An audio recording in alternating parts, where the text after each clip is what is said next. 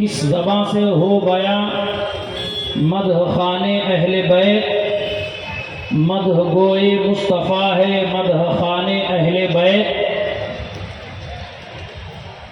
اور جن کی پاکی کا خدائے پاک کرتا ہے بیاں،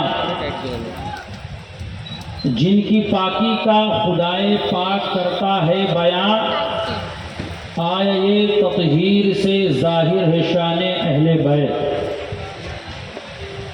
آیے تطہیر سے ظاہر ہے شان اہل بیت، اور بے اجازت جن کے گھر جبریل بھی آتے نہیں،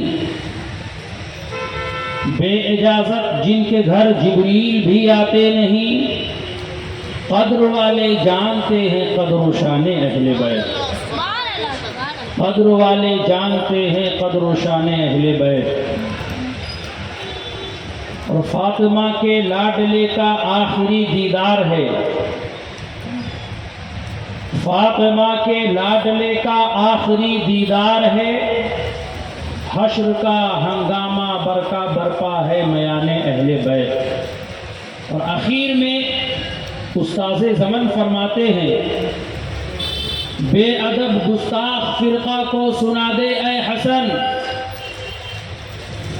بے ادب گستاخ فرقہ کو سنا دے اے حسن، یوں کیا کرتے ہیں سنی داستان اہل بیت، یوں کہا کرتے ہیں سنی داستان اہل بیت، مدح گوئے مصطفیٰ ہے مدح خانے اہل بیت۔ درود شریف پڑھیں، اللہ رب محمد صلی اللہ علیہ وسلم، نحن عباد محمد صلی اللہ علیہ وسلم، صلاۃ و سلام علیک یا رسول اللہ، صلاۃ و سلام علیک یا حبیب اللہ، صلی اللہ تعالی علیہ وآلہ وسلم۔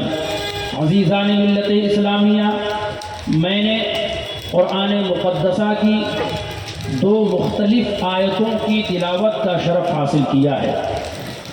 ایک جگہ رب قدیر اپنے پاک کلام میں ارشاد فرماتا ہے، انما یرید اللہ لیذھب عنکم الرجس اہل البیت ویطہرکم تطہیرا۔ اے نبی کے گھر والوں،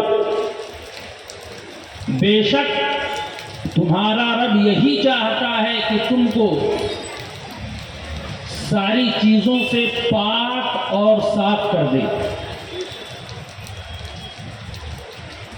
قرآن مقدسہ میں اللہ نے جن کی پاکی کا تذکرہ فرمایا ہے وہ اہل بیت کی شان بابرکات ہے۔ ایک جگہ رب تعالی ارشاد فرماتا ہے، قل لا اسألكم علیہ اجرا الا المودۃ فی القربى۔ اے محبوب، آپ فرما دیجئے اپنی امت سے کہ میں آپ سے خدمت دین کے بدلے سے کچھ عوض نہیں مانگتا، بس صرف اتنا چاہتا ہوں کہ میرے اہل بیت سے، میرے قرابت داروں سے محبت کرو۔ یہ رب اپنے محبوب سے کہلوا رہا ہے اپنے بندوں سے کہ محبوب آپ فرما دیجئے۔ پتہ چلا کہ اہل بیت کی محبت ہی جان ایمان ہے، اہل بیت کی محبت ہی ایمان کی کسوٹی ہے، اہل بیت کی محبت ہی ایمان کی پختگی کی علامت ہے، اور اگر اہل بیت سے محبت نہیں ہے تو پھر وہ مومن نہیں ہے۔ میرے عزیزوں اور دوستوں، اہل بیت میں ہے کون؟ حضور کے اہل بیت کہتے کسے ہیں؟ تو آؤ ذرا تاریخ کے اوراق کو پلٹو، بات روز روشن کی طرح عیاں ہو جائے گی کہ حضور کے اہل بیت کون ہیں، حضور کے گھر والے کون ہیں، نبی کریم صلی اللہ علیہ وسلم کے گھر والے کس شان کے حامل ہیں۔ نبی کریم صلی اللہ علیہ وسلم ارشاد فرماتے ہیں، کہ اللہ نے میرے اہل بیت کو تمام تر برائیوں سے پاک و صاف فرما دیا ہے۔ میرے آقا سید عالم صلی اللہ علیہ وسلم نے ارشاد فرمایا انما یرید اللہ لیذھب عنکم الرجس اللہم ہؤلاء اہل البیت۔ اے اللہ تبارک و تعالی یہ میرے اہل بیت ہیں۔ انما یرید اللہ لیذھب عنکم الرجس اہل البیت ویطہرکم تطہیرا، تو ان کو تمام تر برائیوں سے پاک و صاف فرما دے۔ حضور نے اپنی مزمل والی چادر کو تانا اور تاننے کے بعد میں فرمایا این علی ابن ابی طالب، علی ابن ابی طالب کہاں ہے؟ میرے قریب آ جائیں۔ حضرت علی ابن ابی طالب آ گئے، حضور صلی اللہ علیہ وسلم کے قریب بیٹھ گئے۔ فرمایا فاطمہ کہاں ہے؟ فاطمہ تشریف لے آئیں۔ حضور نے ان کو چادر کے اندر کر لیا۔ میرے آقا کی مزمل والی چادر تنی ہوئی ہے۔ حضرت امام حسن و حسین کو میرے آقا طلب فرماتے ہیں حسین کہاں ہے؟ میرے آقا کی بارگاہ میں سیدنا امام حسین آ گئے۔ حضور نے ان کو اپنی چادر کے اندر لے لیا۔ فرمایا حسن کہاں ہے؟ میرے آقا نے حسن کو بلایا اور بلانے کے بعد اپنے مزمل والی چادر کے اندر لے لیا۔ میرے آقا سید عالم صلی اللہ علیہ وسلم نے اپنی چادر کو تان کر کے ان اشخاص کو، ان مبارک ہستیوں کو اپنی چادر کے اندر لے لیا۔ اب حضرت ام سلمہ فرماتی ہیں چادر کا کونا پکڑ کر کے فرمایا یا رسول اللہ میں بھی چادر کے اندر آ جاؤں؟ مصطفیٰ فرماتے ہیں ام سلمہ نہیں، تم چادر کے اندر مت آؤ، تم میری زوجہ ہو، امہات المومنین میں سے ہو، تم حق کے راستے پر ہو، لیکن اللہ تبارک و تعالیٰ کی بارگاہ میں آج میں دعا کر رہا ہوں، دنیا والوں کے سامنے میں اس پیغام کو عام کر دینا چاہتا ہوں۔ حضور چادر تان کر کے جب علی کو اندر لے لیتے ہیں، فاطمہ کو اندر لے لیتے ہیں، حسن و حسین کو اندر لے لیتے ہیں، اس کے بعد میرے آقا فرماتے ہیں اللہم ہؤلاء اہل بیتی، اے پروردگار یہ میرے گھر والے ہیں، یہ میرے اہل بیت ہیں، میں ان سے محبت کرتا ہوں، تو بھی ان سے محبت فرما، میں ان سے پیار کرتا ہوں، تو بھی ان سے پیار فرما۔ اسی لیے تو بیگم وارثی نے پکار کر کے کہا بیگم یہی تو پانچ ہیں، مقصود کائنات خیر النساء حسین و حسن مصطفیٰ علی۔ سبحان اللہ، نعرے تکبیر، نعرے رسالت، عظمت اہل بیت، شان اہل بیت، نعرے تکبیر، نعرے رسالت۔ پتہ چل گیا کہ اہل بیت کون ہیں، مصطفیٰ کے گھر والے کون ہیں۔ نبی کریم صلی اللہ علیہ وسلم نے اپنا خانوادہ لوگوں کے سامنے اس طرح سے ظاہر فرمایا ہے تاکہ کسی کو کوئی شک نہ رہے، تاکہ کسی کو کوئی شبہ نہ رہے، تاکہ کسی کو کوئی غلط فہمی میں نہ رہے۔ اور لوگ یہ بھی کہتے ہیں امہات المومنین بھی اہل بیت میں سے ہیں، میں کہتا ہوں کہ امہات المومنین بھی اہل بیت میں سے ہیں، لیکن عزیزان ملت اسلامیہ جسے حضور نے فرما دیا ہو، جسے آقا نے فرما دیا ہو کہ یہ اہل بیت میں سے ہے، صبح قیامت تک جب تک دنیا باقی رہے گی انہی کے قصیدے پڑھے جاتے رہیں گے، انہی کی تعریف ہوتی رہے گی، انہی کے لوگ گن گاتے رہیں گے۔ پتہ چل گیا کہ اہل بیت کو جو شان و مقام و مرتبہ اللہ نے فرمایا ہے وہ کسی اور کو نہیں فرمایا، وہ اہل بیت ہے۔ مولا علی مشکل کشا شیر خدا رضی اللہ تعالیٰ عنہ بھی اہل بیت میں سے ہیں۔ عزیزان ملت اسلامیہ میرے آقا سید عالم صلی اللہ علیہ وسلم ارشاد فرماتے ہیں کہ علی کی شان وہ ہے، علی کا مقام وہ ہے۔ حضرت عائشہ صدیقہ رضی اللہ تعالیٰ عنہ جس حدیث مبارکہ کی راوی ہیں وہ حضور پرنور سید عالم صلی اللہ علیہ وسلم کی حدیث بیان فرماتی ہے کہ میں نے دیکھا کہ علی کے چہرے کو میرے والد ابو بکر صدیق رضی اللہ تعالیٰ عنہ ٹکٹکی باندھ کر دیکھے جا رہے ہیں، محبت بھری نگاہوں سے دیکھ رہے ہیں، حسرت بھری نگاہوں سے دیکھ رہے ہیں، کس کے چہرے کو؟ مولا علی کے چہرے کو ٹکٹکی باندھ کر دیکھ رہے ہیں۔ جب مجلس ختم ہو گئی، میں نے اپنے والد بزرگوار سے پوچھا، اے اللہ تبارک و تعالیٰ کے رسول سید عالم صلی اللہ علیہ وسلم کے خلیفہ، ذرا آپ یہ بتائیے کہ آپ مولا علی کے چہرے کو اتنی حسرت بھری نگاہوں سے کیوں دیکھ رہے تھے، اتنی محبت بھری نگاہوں سے دیکھ رہے تھے؟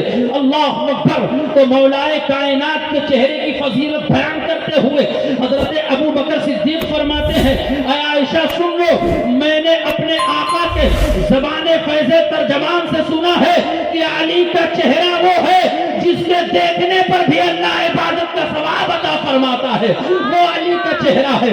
اللہ اکبر! اب آپ ذرا اندازہ لگاؤ، جس کے چہرے کا مقام و مرتبہ یہ ہو کہ اس کے چہرے کو دیکھنے سے اللہ عبادت کا ثواب عطا فرما دیتا ہو، تو اس کے پورے وجود کا عالم کیا ہوگا؟ اللہ اکبر! وہ مولا کائنات شیر خدا رضی اللہ تعالیٰ عنہ کی ذات ہے۔ عزیزان ملت اسلامیہ، جس کے چہرے کو دیکھنا عبادت ہے، جس کا ذکر کرنا عبادت ہے، جس کا نام لینا عبادت ہے، جس کے قصیدے پڑھنا عبادت ہے، جس کی نعتیں پڑھنا عبادت ہے۔ اللہ اکبر! جس کے بارے میں میرے آقا سید عالم صلی اللہ علیہ وسلم ارشاد فرماتے ہیں، علی کی ذات وہ ہے جسے مومن اور منافق میں پہچان ہوتی ہے، جسے مومن اور منافق میں تفرق ہوتا ہے۔ علی کا چہرہ وہ ہے، علی کی ذات وہ ہے۔ صحابہ نے عرض کیا، یا رسول اللہ وہ کیسے؟ پہچان ہونے کا پیمانہ کیا ہے؟ مصطفیٰ فرماتے ہیں، علی کا نام وہ ہے جہاں پر علی کا نام لے لیا جائے اور علی کا نام سن کر کے جس کے چہرے خوشی سے کھل جائیں، سمجھ لینا کہ وہ مومن ہے، اور جس کے چہرے کا جغرافیہ بدل جائے، سمجھ لینا کہ وہ منافق ہے۔ اگر تمہیں مومن اور منافق میں پہچان کرنی ہو تو اس کے سامنے مولا علی کا نام لے لے، وہ نام ہے مولا علی کا۔ بتاؤ، جب نام میں اتنا پاور ہے، مولا علی مشکل کشا شیر خدا فاتح خیبر رضی اللہ تعالیٰ عنہ کے، تو ان کے وجود کا عالم کیا ہوگا، ان کے مقام و مرتبے کا عالم کیا ہوگا۔ مولا علی مشکل کشا شیر خدا رضی اللہ تعالیٰ عنہ کے مقام و مرتبے کا عالم کیا ہوگا۔ عزیزان ملت اسلامیہ، آؤ اب میں آپ کو ایک حدیث شریف اور سناتا چلوں، جس کے راوی حضرت ابو بکر صدیق ہے رضی اللہ تعالیٰ عنہ۔ ہم اور آپ چاہتے ہیں جنت میں جانا کہ نہیں چاہتے ہیں؟ کتنے لوگ جنت میں جانا چاہتے ہیں؟ ذرا ہاتھ اٹھائیں۔ ماشاءاللہ، سب جنت میں جانا چاہتے ہیں، سب کی خواہش یہی ہے کہ ہمیں جنت مل جائے، سب کی خواہش یہی ہے کہ اللہ جہنم کے عذاب سے ہمیں بچا دے۔ لیکن اور آپ کو بتاتا چلوں، تقسیم جنت جن کے ہاتھ میں رکھی گئی ہے اور جو جنت کا ٹکٹ بانٹیں گے، جو جنت کا پروانہ دیں گے، وہ کسی اور کی ذات نہیں ہے بلکہ مولا علی کی ذات ہے۔ پتہ چلا، جس کو علی جنت کا ٹکٹ دیں گے وہی جنت میں جائے گا، اور جس کو مولا علی جنت کا ٹکٹ نہیں دیں گے وہ جنت سے محروم کر دیا جائے گا۔ عزیزان ملت اسلامیہ، آؤ حدیث مبارکہ پر نظر کرو۔ حدیث مبارکہ کے راوی حضرت ابو بکر صدیق رضی اللہ تعالیٰ عنہ ہے۔ وہ فرماتے ہیں، مولا علی مشکل کشا شیر خدا کرم اللہ تعالیٰ وجہہ الکریم سے، اے مولا علی تمہیں مبارک ہو۔ مولا علی مشکل کشا فرماتے ہیں، کس بات کی مبارکباد دے رہے ہیں؟ کہا، میں حضور سید عالم صلی اللہ علیہ وسلم کی بارگاہ کرم میں تھا، حضور نے فرمایا، ابو بکر صدیق تمہیں ایک بات بتاؤں؟ تو ابو بکر صدیق عرض کرتے ہیں، یا رسول اللہ فداک امی و ابی، میرے ماں باپ آپ پر قربان ہو جائیں، حضور بتائیے۔ کہا، جب کل میدان قیامت قائم ہوگا، نفسی نفسی کا عالم ہوگا، کوئی کسی کا پرسان حال نہ ہوگا، سب اپنا نام اعمال لے کر کے ادھر ادھر بھٹک رہے ہوں گے، سب کو اپنی بخشش کی پڑی ہوگی۔ اس وقت باب جنت پر مولا علی کی ذات ہوگی، جس کو مولا علی ٹکٹ دیں گے، جس کو مولا علی جنت کا پروانہ دیں گے، جس کو مولا علی اجازت دیں گے، وہی جنت میں جائے گا، ورنہ وہ جنت سے محروم کر دیا جائے گا۔ گا۔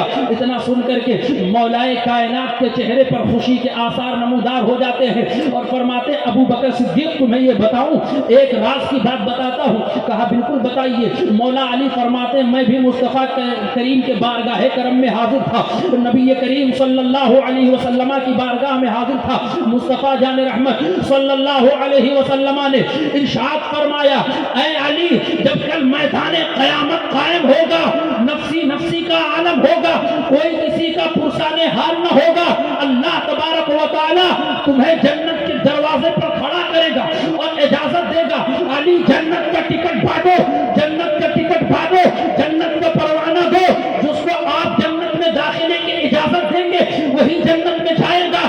لیکن اللہ کے رسول نے ہمیں فرمایا تھا اے علی تم سب کو تو جنت کا ٹکٹ بانٹ دینا لیکن کبھی ابو بکر کے غدار کو جنت کا ٹکٹ نہ دینا۔ پتہ چلا امام اہل سنت فرماتے ہیں اہل سنت کا ہے بیڑا پارا صحاب رسول، نجم ہے اور ناؤ ہے اطرت رسول اللہ۔ نعرے تکبیر، نعرے رسالت، عظمت صحابہ، عظمت اہل بیت، نعرے تکبیر، نعرے رسالت۔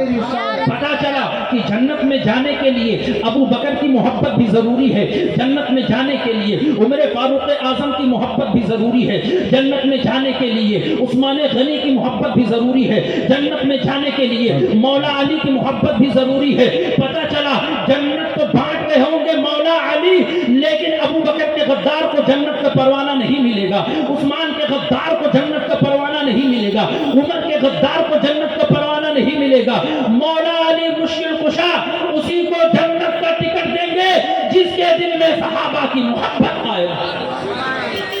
پتا چلا کہ صحابہ کی محبت بھی جان ایمان ہے، ایمان کا جز ہے۔ عزیزان ملت اسلامیہ وہ علی کا مقام ہے جو اللہ تبارک و تعالیٰ کے فضل و کرم سے کل بروز قیامت جنت کا ٹکٹ دیں گے، جنت کا پروانہ بانٹیں گے۔ پتا چلا جس کے دل میں بغض علی ہے وہ لاکھ سجدے کرتا رہے، جس کے دل میں علی کی عداوت ہے وہ لاکھ رکوع کرتا رہے، لاکھ تسبیح پڑھتا رہے، لاکھ تسبیح و تحلیل کرتا رہے، لاکھ ذکر کرتا رہے، لیکن کل بروز قیامت اس کے سجدے، اس کے رکوع، اس کے قیام، اس کی تلاوت، اس کی عبادتیں اس کے منہ پر مار دی جائیں گی اور فرمایا جائے گا اگر تو علی کا نہیں ہو سکتا تو کسی کا نہیں ہو۔ علی کی وہ ذات ہے۔ عزیزان ملت اسلامیہ علی کو اللہ تبارک و تعالیٰ نے وہ مقام عطا فرمایا ہے، علی کو وہ رتبہ عطا فرمایا ہے، علی کو وہ منزلت عطا فرمائی ہے، علی کو وہ قدر و منزلت اللہ نے بخشی ہے کہ اللہ کے فضل و کرم سے کل بروز حشر مولا علی جنت کا ٹکٹ بانٹ رہے ہوں گے۔ مولا علی کے فضل و کمال کا اندازہ اس سے لگاؤ۔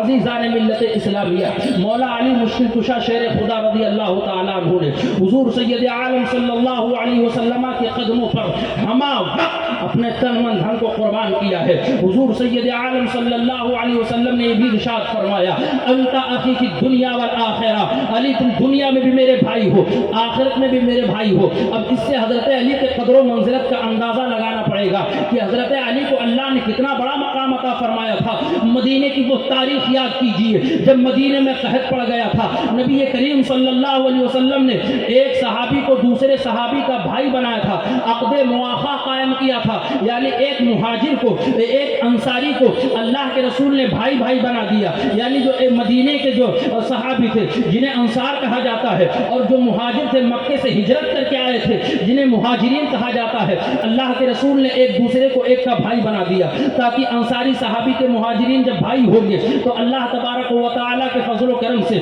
دونوں میں محبت پیدا ہوگی اور کھانے پینے میں سہولت پیدا ہوگی۔ اللہ اکبر، میرے آقا نے سب صحابہ کو ایک دوسرے کا بھائی بنا دیا۔ مولا علی مشکل کشا سے کسی کا عقد مواخا قائم نہیں کیا۔ مولا علی مشکل کشا شیر خدا روتے ہوئے بارگاہ رسالت میں حاضر ہوئے، عرض کیا یا رسول اللہ صلی اللہ تعالی علیہ وسلم سب کو تو ایک دوسرے کا بھائی بنا دیا، یا رسول اللہ مجھے کسی کا بھائی نہیں بنایا۔ میرے آقا نے فرمایا علی قریب آؤ۔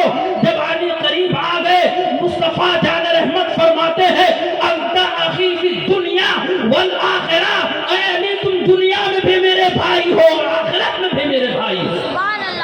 یہ مقام و مرتبہ حاصل ہے تو صرف علی کو حاصل ہے اور کسی صحابی کو حاصل نہیں ہے. یہ قدر و منزلت حاصل ہے تو صرف مولا علی کو حاصل ہے, کسی صحابی کو حاصل نہیں ہے. اللہ اکبر. وہ ذات ہے مولا علی مشکل کشا, شیر خدا, فاتح خیبر, داماد پیغمبر رضی اللہ تعالیٰ عنہ کرم اللہ تعالیٰ وجہہ الکریم کی. عزیزان ملت اسلامیہ, جب آپ خلافت کے باغ و ڈور کو سنبھالتے ہیں, میں یہاں پر ایک بات کی وضاحت کر دینا چاہتا ہوں کہ مولا علی کی شان کیا ہے. جب حضرت عثمان غنی رضی اللہ تعالیٰ عنہ کو بلوائیوں نے شہید کیا, اس کے بعد مولا علی نے بیعت لینی شروع کر دی.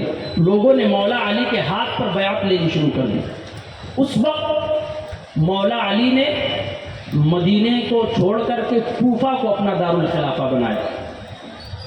مولا علی مشکل کشا شیر خدا رضی اللہ تعالیٰ عنہ فرماتے ہیں کہ حضور سید عالم صلی اللہ علیہ وسلم کے بعد خلیفہ حضرت ابو بکر بنے, میں نے ان کی بیعت کی.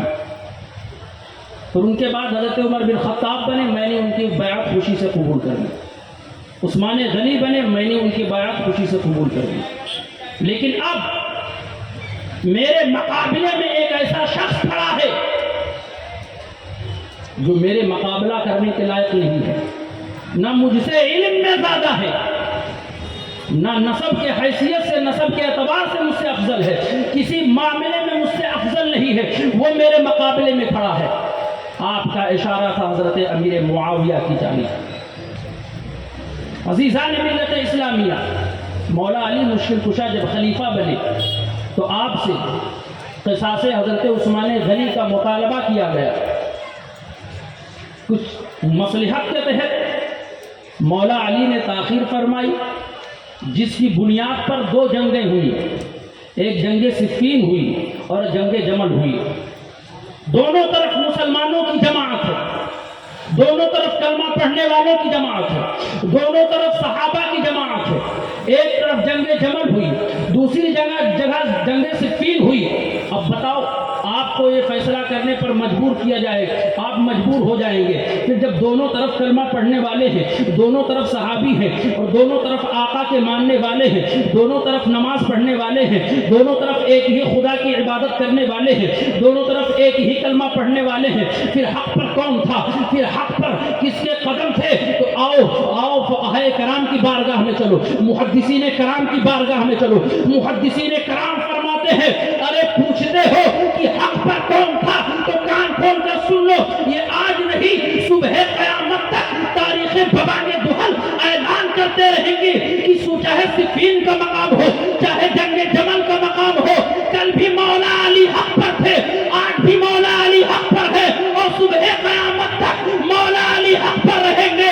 جب تک دنیا قائم رہے گی مولا علی کے نام کے نعرے لگاتے جائے.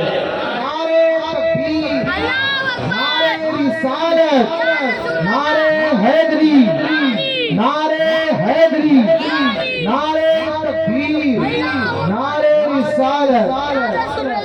مولا علی کے نام کے نعرے لگاتے جائے رہیں گے, مولا علی کے قصیدے پڑھے جائیں گے انشاءاللہ تعالی. ہم مولا علی کے ماننے والے ہیں, ہماری رگوں میں جو خون دوڑ رہا ہے وہ مولا علی کی محبت میں سرشار ہے, ہمارے جسموں میں جان ہے تو علی کے قدموں میں قربان ہے, ہم علی والے ہیں. عزیزان ملت اسلامیہ, مولا علی مشکل کشا شیر خدا رضی اللہ تعالی عنہ اللہ تبارک و تعالی کے رسول کے وہ چہیتے صحابی ہیں اور بھائی ہیں. نبی کریم صلی اللہ علیہ وسلم ان سے سب سے زیادہ محبت فرمایا کرتے ہیں. حضور مولا علی سے بے انتہا محبت فرمایا کرتے ہیں. آپ کی شہادت ایک بدبخت خارجی نے آپ کو نیزہ مارا. اچھا, اب ایک بات کی اور وضاحت کرتا چلوں تاکہ بات آپ کے سمجھ میں آئے. میرے آقا نے فرمایا تھا, علی تمہاری ذات سے دو فرقے گمراہ ہو جائیں گے, تمہاری ذات سے دو فرقے گمراہ ہوں گے. ایک آپ کی محبت میں حد سے زیادہ تجاوز کر جائے گا, حد سے آگے نکل جائے گا, وہ بھی گمراہ ہو جائے گا. ایک آپ کی عداوت و دشمنی میں گمراہ ہو جائے گا. میں آپ کو اشارتاً بتاتا چلوں, ہر صحابی اللہ کے رسول کا قابل عزت قابل ادب و احترام ہے، لیکن یاد رکھو خارجی اسے کہتے ہیں جس نے مولا علی رضی اللہ تعالیٰ عنہ مشکل کشا شیر خدا پر خروج کیا تھا، صفین میں بھی مولا علی پر خروج کیا گیا تھا۔ عزیزان ملت اسلامیہ، صفین کے مقام پر مولا علی نے جنگ لڑی اور صفین کے مقام پر امیر معاویہ سے جنگ ہوئی۔ عزیزان ملت اسلامیہ، پھر وہاں پر آپس میں صلح ہو گئی، صلح کے ذریعے سے دونوں جنگ کا خاتمہ ہوا۔ عزیزان ملت اسلامیہ، لیکن آپ کی شہادت میں آپ کو شہید کرنے والا ایک خارجی بدبخت ہے جسے عبد الرحمن بن ملجم کہا جاتا ہے۔ حضور کی وہ حدیث صحیح اور ثابت سامنے نظر آتی ہے۔ حضور نے فرمایا تھا علی تمہاری ذات سے دو فرقے گمراہ ہو جائیں گے، ایک خارجی جو آپ کی عداوت و دشمنی میں گمراہ ہو جائیں گے، ایک رافضی جو آپ سے حد سے زیادہ محبت کر کے گمراہ ہو جائیں گے، یہاں تک کہ معاذ اللہ آپ کو خدا کا مرتبہ دے دیں گے۔ عزیزان ملت اسلامیہ، آج حضور کی حدیث ہمارے سامنے ہے۔ ایک فرقہ جو اپنے آپ کو رافضی کہلاتا ہے وہ علی کو خدا کے برابر کا مرتبہ دے دیتا ہے، اس بنیاد پر گمراہ ہے، اور خارجی تو علی کی عداوت و دشمنی میں گمراہ ہے، خارجی تو علی کے بغض و عداوت میں گمراہ ہے۔ عزیزان ملت اسلامیہ، حضرت مولا کائنات شیر خدا رضی اللہ تعالیٰ عنہ کا یہ طرح امتیاز تھا، آپ کی عادت تھی جب آپ نماز کے لیے جاتے، فجر کی اذان جیسے ہوتی آپ اپنے گھر سے نکلتے تو لوگوں کو فجر کے لیے جگا کر کے جایا کرتے تھے، الصلاۃ الصلاۃ پکارتے ہوئے جاتے تھے۔ یہ مولا علی مشکل کشا شیر خدا رضی اللہ تعالیٰ عنہ کی ذات بابرکات تھا۔ اب آپ بتائیے، پہلی بات تو ہم سے فجر کی نماز کما حق پڑھی ہی نہیں جاتی، الا ماشاء اللہ 30-40% لوگ ایسے ہوں گے جو فجر کی نماز پڑھتے ہیں۔ اس کی وجہ یہ ہے کہ ہمارا سونا ہوتا ہے رات کو 2 بجے، جب سحری کا وقت ہوتا ہے تب ہم کھانا کھاتے ہیں،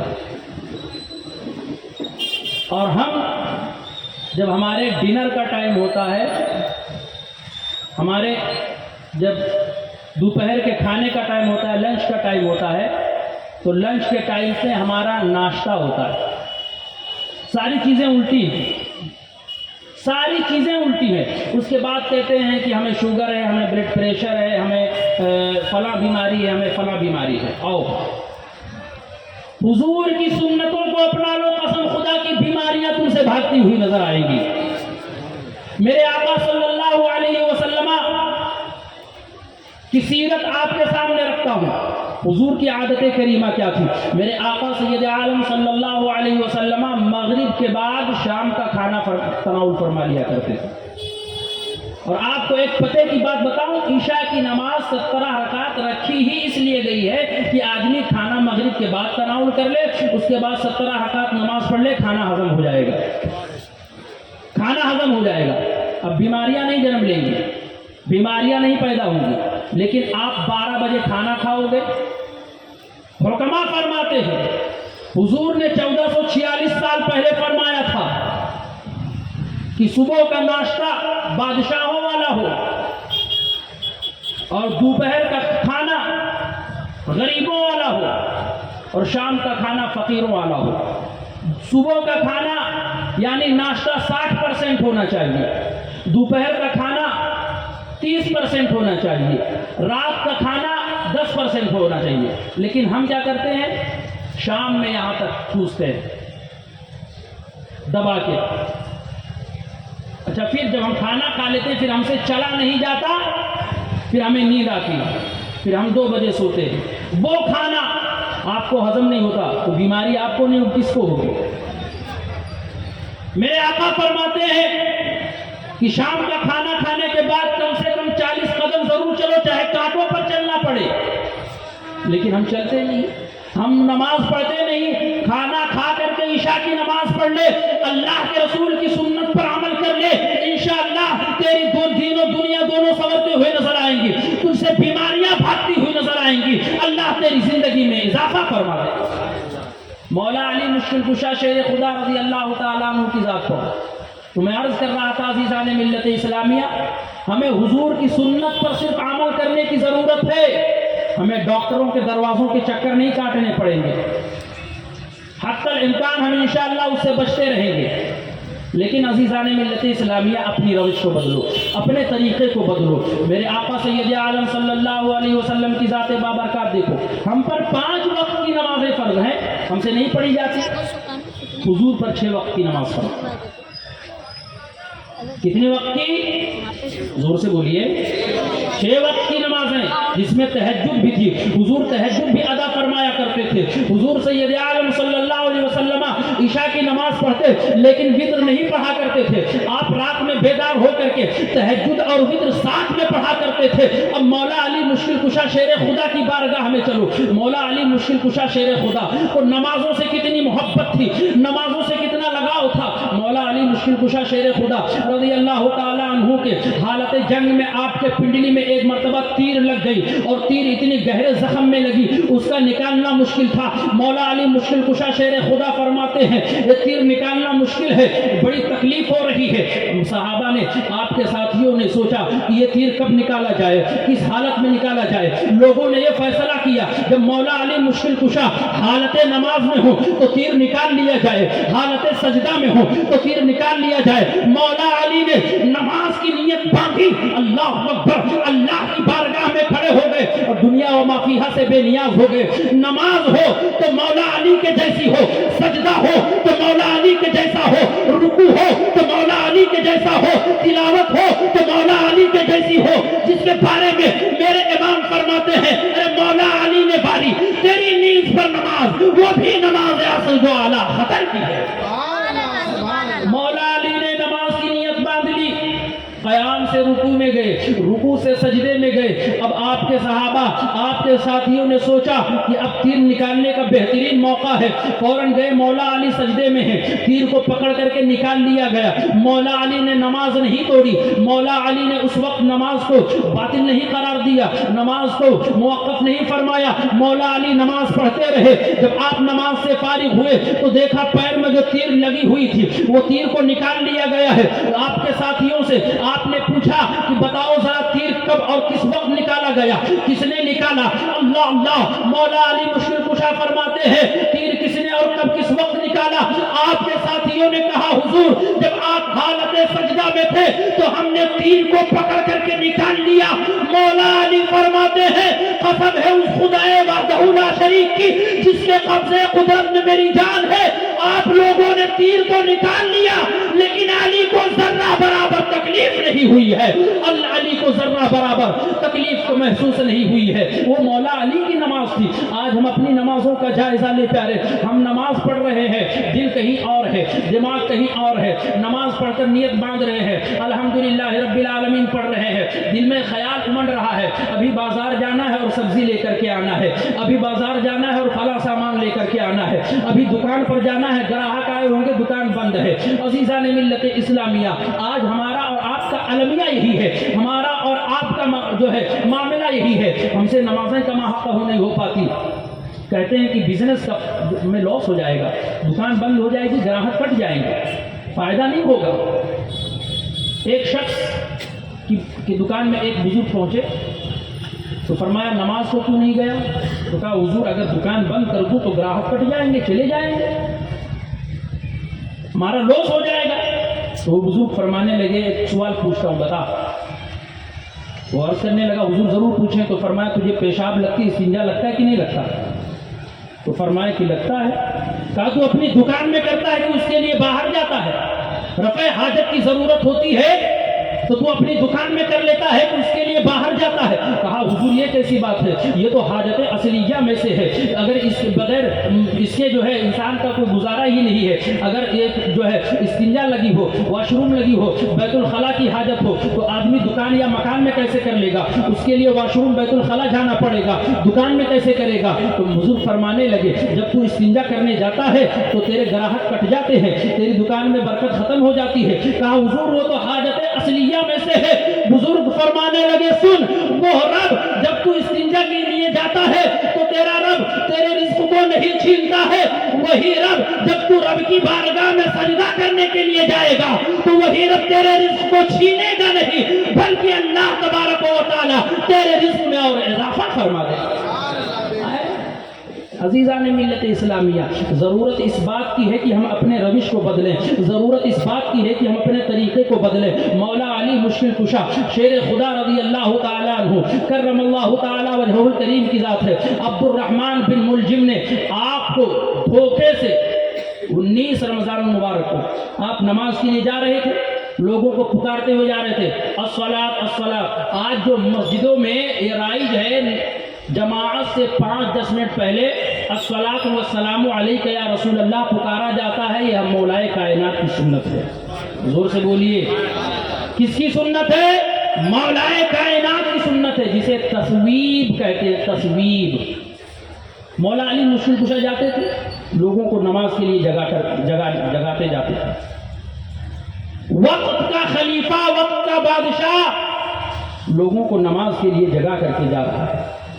عزیزان ملت اسلامیہ، اسی درمیان خارجی عبد الرحمن ابن ملجم نے مولا علی شیر خدا پر آپ کے کندھے پر نیزے سے وار کیا، مولا علی مشکل کشا زخمی ہو گئے۔ 19 رمضان مبارک کو آپ زخمی ہوئے اور آپ 21 رمضان مبارک کو تک بقید حیات رہے، اس کے بعد آپ کی شہادت ہو جاتی ہے۔ انا للہ و انا الیہ راجعون، زور سے پڑھیے، انا للہ و انا الیہ راجعون۔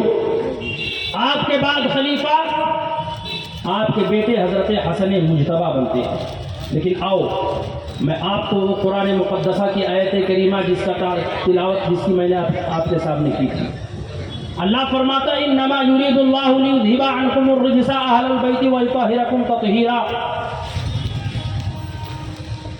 اے نبی کے گھر والوں، رب یہ چاہتا ہے کہ آپ کو تمام تر برائیوں سے پاک و صاف فرما دے۔ میں نے یہ بھی بتایا کہ اے نبی کے اہل بیت ہیں کون؟ بیدم یہی تو 5 ہے مقصود کائنات، خیر النساء حسین و حسن مصطفیٰ علی، یہی پنجتن پاک ہیں، انہی کو پنجتن پاک کہا جاتا ہے۔ اللہ اکبر۔ آؤ ذرا نبی کی پیاری بیٹی حضرت سیدہ کائنات سیدہ فاطمہ الزہرا سلام اللہ علیہا کی تاریخ پر نظر ڈالو۔ مورخین بیان فرماتے ہیں کہ نبی کریم صلی اللہ علیہ وسلم کی عمر شریف جب 41 سال کی ہوتی ہے تو آپ کی پیدائش ہوتی ہے، اور آپ نبی کے آغوش محبت میں، آغوش رسالت میں پروان چڑھتی ہیں۔ آپ کی عمر شریف جب 18 سال کی، دوسری روایت کے مطابق 15.5 سال کی ہوتی ہے تو اللہ کے رسول سید عالم صلی اللہ علیہ وسلم آپ کا نکاح فرماتے ہیں۔ آپ سیدہ زہرا کی تاریخ کو آپ اپنی نگاہوں کے سامنے رکھیں۔ سیدہ فاطمہ، کون فاطمہ؟ وہ فاطمہ جو تمام جنتی عورتوں کی سردار ہے، مچل کے بولو سبحان اللہ، تمام جنتی عورتوں کی سردار ہے سیدہ فاطمہ رضی اللہ تعالی عنہا۔ نبی کریم صلی اللہ علیہ وسلم ارشاد فرماتے ہیں کہ فاطمہ میرے جگر کا ٹکڑا ہے، جس نے فاطمہ کو ناراض کیا اس نے مجھے ناراض کیا، جس نے فاطمہ سے محبت کی اس نے مجھ سے محبت کی، اور جس نے مجھ سے محبت کی اس کا ٹھکانہ جنت ہے۔ عزیزان ملت اسلامیہ، فاطمہ سیدہ طیبہ طاہرہ عابدہ زاہدہ کی فضیلت سنیے اور ان کا مقام و مرتبہ دیکھیے۔ مولائے کائنات شیر خدا رضی اللہ تعالیٰ عنہ سے آپ کا نکاح ہوا ہے۔ حضرت فاطمہ الزہرا سلام اللہ علیہا کے نکاح کے لیے بہت سارے صحابہ نے کوشش کی۔ اللہ اکبر۔ سب سے پہلے پیغام لے کر کے آنے والے ابو بکر صدیق ہے اور میرے آقا نے انکار فرما دیا۔ اس کے بعد پیغام لانے والے حضرت عمر فاروق اعظم ہے، حضور نے انکار فرما دیا۔ میرے آقا فرماتے ہیں فاطمہ کا نکاح میں اس سے کروں گا جس سے میرا رب فرمائے گا، جب میری رب کی طرف سے اشارہ ہوگا تو فاطمہ کا نکاح کر دیا جائے گا۔ ایک مرتبہ جبریل امین بارگاہ مصطفیٰ میں حاضر ہوئے، عرض کیا یا رسول اللہ صلی اللہ علیہ وسلم، آسمان پر فرشتوں کے درمیان، حوران بہشتی کے درمیان اللہ عز و جل نے علی اور فاطمہ کا نکاح کر دیا ہے، یا رسول اللہ آپ دنیا میں علی اور فاطمہ کا نکاح فرما دیجیے۔ اللہ اکبر۔ مولا علی مشکل کشا شیر خدا کو، فاتح خیبر کو، اب حضرت ابو بکر صدیق کہتے ہیں تم نبی کی بارگاہ میں جاؤ اور فاطمہ کا ہاتھ مانگو۔ نبی کی بارگاہ میں جاؤ اور فاطمہ کا رشتہ مانگو۔ عزیزان ملت اسلامیہ، مولا علی نے کہا میں کس طرح سے جاؤں، میرے پاس تو رہنے کے لیے خود کا گھر بھی نہیں ہے، میں تو حضور کے ساتھ رہا کرتا ہوں۔ تو حضرت ابو بکر صدیق رضی اللہ تعالیٰ عنہ فرماتے ہیں کہ جاؤ تو صحیح، اللہ سب ساری چیزوں کا انتظام فرما دے گا۔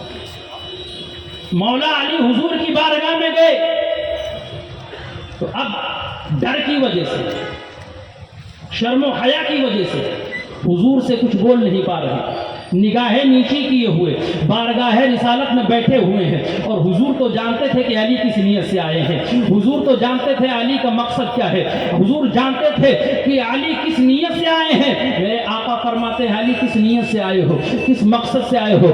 علی توقف فرماتے ہیں علی کچھ بول نہیں رہے ہیں۔ میرے آقا فرماتے ہیں اے علی میں جانتا ہوں تم کس نیت سے آئے ہو، تمہارا رشتہ میرے رب نے ساتواں آسمان کے اوپر جنت میں فرما دیا ہے، رب کا حکم ہے کہ میں علی کا رشتہ اپنی بیٹی فاطمہ سے کر دوں، علی جاؤ نکاح کی تیاری کرو، میں تمہارے نکاح میں اپنی بیٹی فاطمہ کو دے دوں۔ اللہ اکبر۔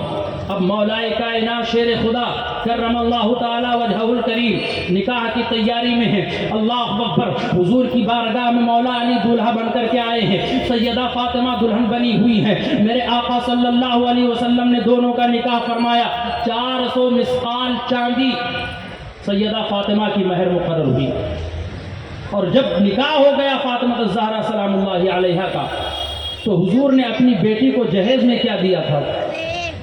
حضور نے ایک چارپائی،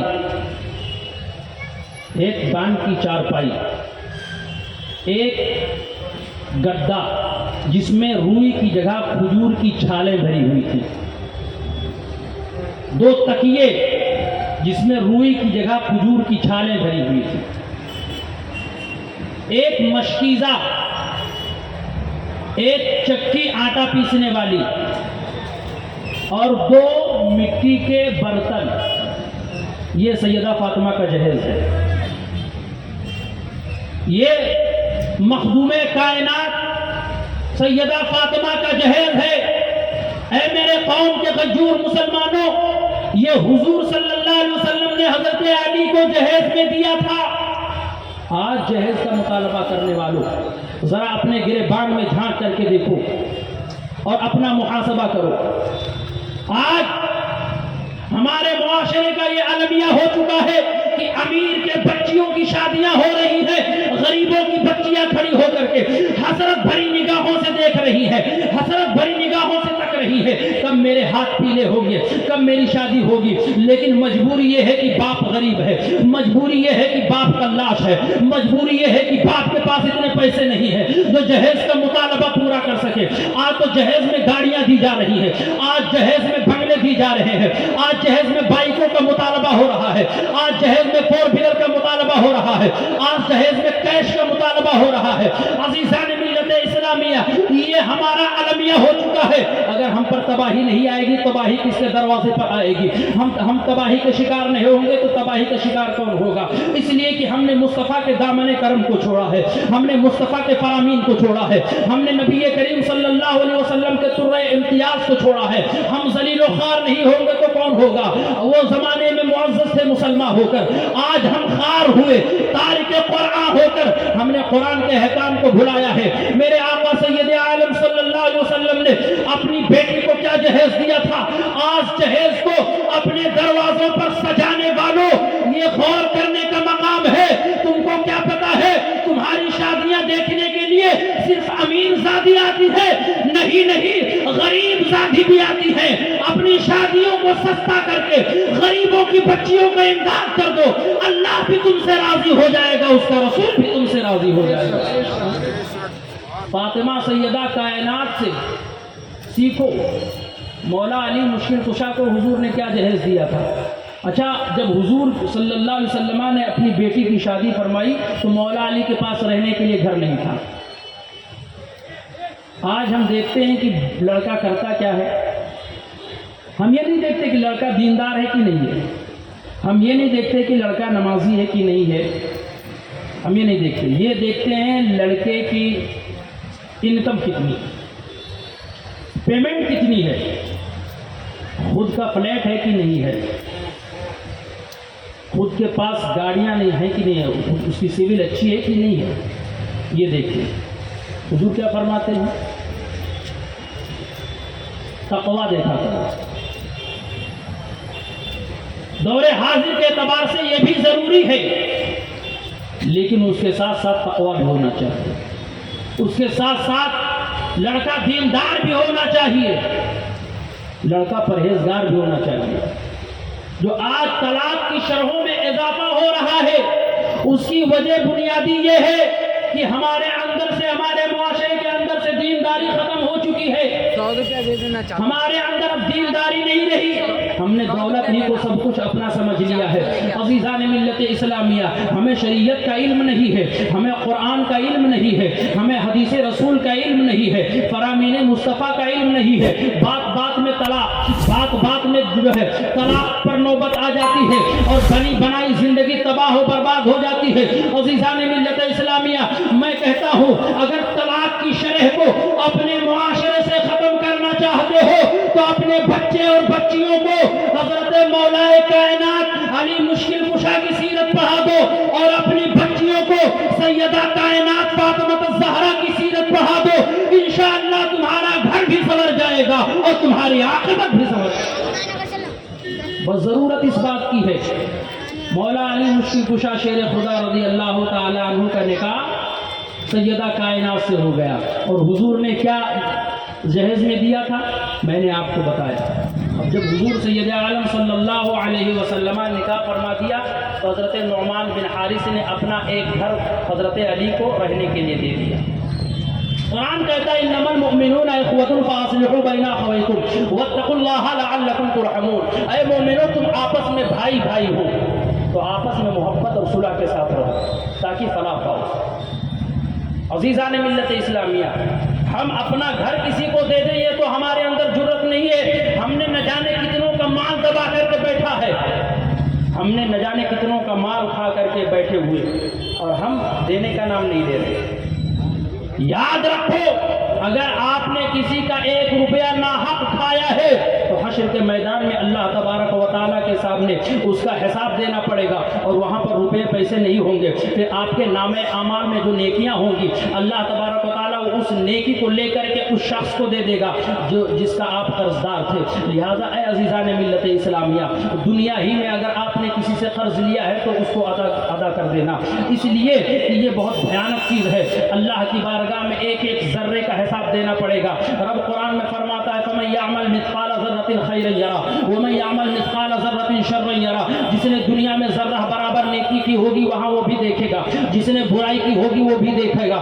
عزیزان ملت اسلامیہ، میرے آقا سید عالم صلی اللہ علیہ وسلم تشریف لاتے ہیں مولا علی کے نئے گھر میں، ایک پانی کا پیالہ لیتے ہیں اور لینے کے بعد اپنا دست نبوت اس میں ڈالتے ہیں، اور ڈالنے کے بعد میں اس پانی کو مولا کائنات کے گھر میں چھڑکتے ہیں۔ حضرت فاطمہ کے سینے پر چھڑکا، حضرت مولا علی کے سینے پر چھڑکا، اور میرے آقا فرماتے ہیں اے پروردگار عالم میں ان دونوں سے راضی ہوں، یا اللہ تو بھی ان سے راضی ہو جا، اور یا اللہ جو ان سے محبت کرے تو ان سے بھی محبت کر۔ پتہ چلا کہ حسنین کریمین کے والدین سے، مولا علی مشکل کشا شیر خدا سے، سیدہ فاطمہ الزہرا سے محبت کرنا رب کی رضا کا ذریعہ ہے، اس لیے ہم ان سے محبت کیا کرتے ہیں۔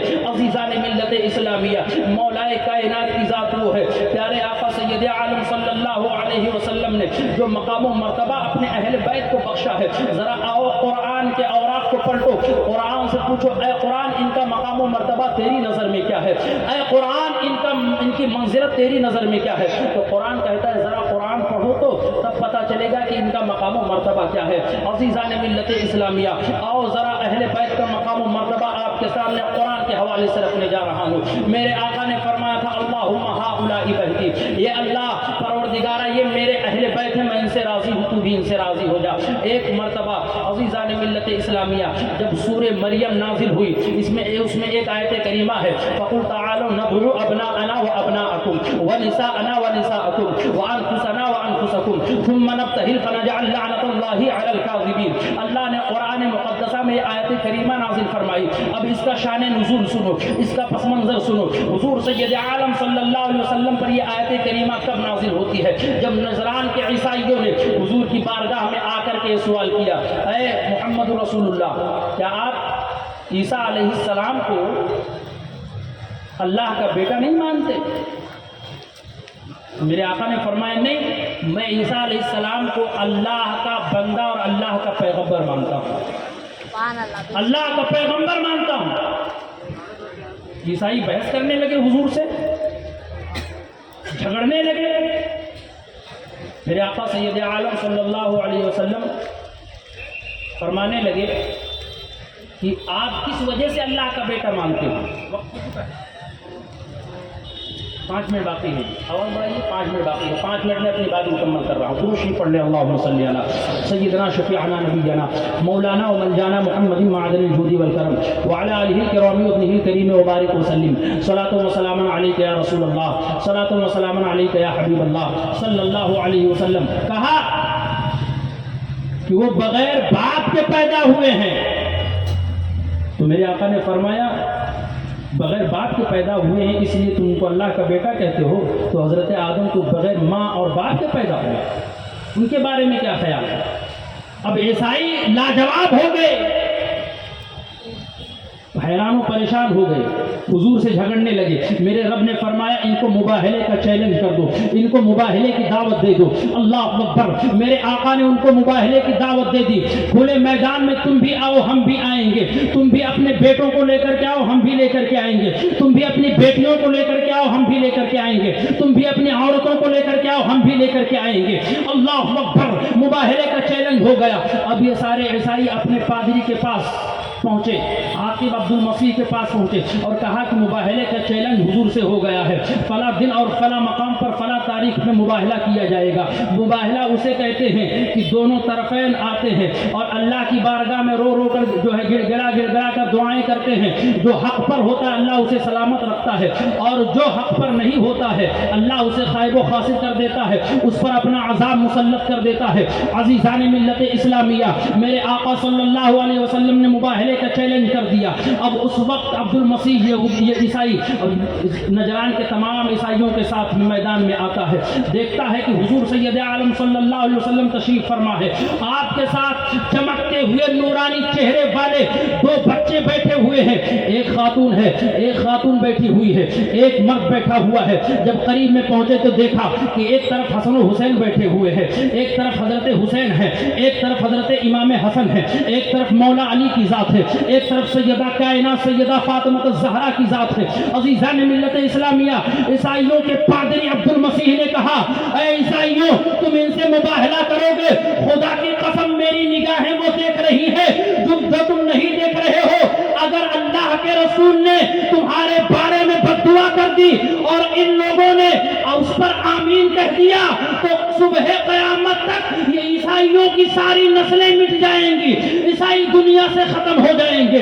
اللہ اکبر، میرے آقا سید عالم صلی اللہ علیہ وسلم نے دنیا والوں کے سامنے یہ ظاہر و باہر کر دیا کہ میرے اہل بیت کو دیکھنا چاہتے ہو اور جاننا چاہتے ہو تو میرے بیٹے حضرت امام حسن کو دیکھ لو، میرے بیٹے امام حسین کو دیکھ لو، میری بیٹی فاطمہ کو دیکھ لو، مولا علی مشکل کشا کو دیکھ لو۔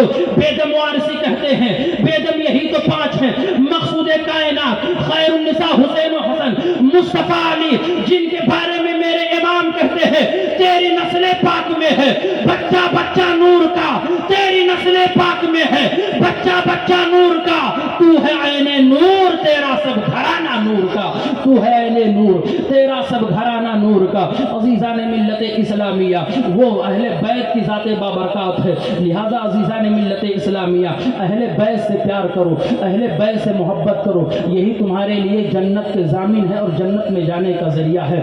اللہ تبارک و تعالی ہم سب کو اہل بیت سے محبت کی توفیق و رفیق عطا فرمائے، ہم سب کو پروردگار عالم اہل بیت کی محبت میں جینے اور مرنے کی توفیق و رفیق عطا فرمائے۔ وآخر دعوانا ان الحمد للہ رب العالمین استغفر اللہ ربی من کل ذنب واتوب الیہ السلام علیکم ورحمۃ اللہ وبرکاتہ۔ آپ حضرات سے گزارش ہے کہ آپ